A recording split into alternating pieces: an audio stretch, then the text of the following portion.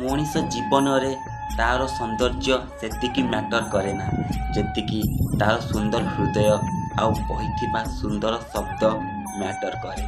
କାରଣ ଆମ ଜୀବନର ସୌନ୍ଦର୍ଯ୍ୟତା ଆଜି ଅଛି କାଲି ନଥିବ, କିନ୍ତୁ ଆମର ସୁନ୍ଦର ହୃଦୟ ଆଉ କହିଥିବା ସେ ସୁନ୍ଦର ଶବ୍ଦ ସାରା ଜୀବନ ପାଇଁ ମନେ ରହିଥିବ।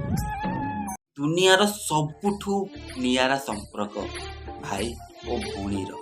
ସେଇଠି ତ ରାଗ, ଈର୍ଷା, ଅଭିମାନ ତ ଥାଏ, କିନ୍ତୁ ତାଠୁ ଅଧିକ ସ୍ନେହ ଆଉ ଭଲ ପାଇବା ଥାଏ।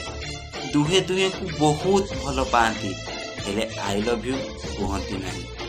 ଦୁହେଁ ସବୁବେଳେ କଳି ଝଗଡ଼ା ତ ଲାଗନ୍ତି, ହେଲେ ଜଣଙ୍କର କିଛି ହେଇଗଲେ ଆଉ ଜଣେ ସହିପାରେ ନା। ଏଇ ତ ସେହି ପ୍ରକୃତ ପ୍ରେମ, ଯୋଉଠି ସ୍ୱାର୍ଥ ନଥାଏ କି କିଛି ପାଇବାର ଆଶା ବି ନଥାଏ, କେବଳ ଥାଏ ଭଲ ପାଇବା, ସ୍ନେହ, ମମତା ଆଉ ସମ୍ମାନ। ଗୋଟେ ଜିନିଷ ସବୁବେଳେ ମନେ ରଖିବ, ନିଜର ପଇସା ଆଉ ନିଜର ସେଇ ସୌନ୍ଦର୍ଯ୍ୟ ପାଇଁ କେବେ ହେଲେ ଗର୍ବ କର ନାହିଁ। କାରଣ ଯୋଉ ପଇସା ଆଜି ତମ ପାଖେ ଅଛି, କାଲି ସେଇଟା ଥିବ କି ନାହିଁ ସେଇଟା କିଏ କହିପାରିବ। ଆଉ ଯୋଉ ସୌନ୍ଦର୍ଯ୍ୟ ଯୋଉଟା ଆଜି ଆମ ପାଖେ ଅଛି, ଆଉ କିଛି ଦିନ ପାଇଁ ପରେ ସେଇଟା ତମ ପାଖେ ଥିବ କି ନାହିଁ ତାର ବି ଗ୍ୟାରେଣ୍ଟି ନାହିଁ।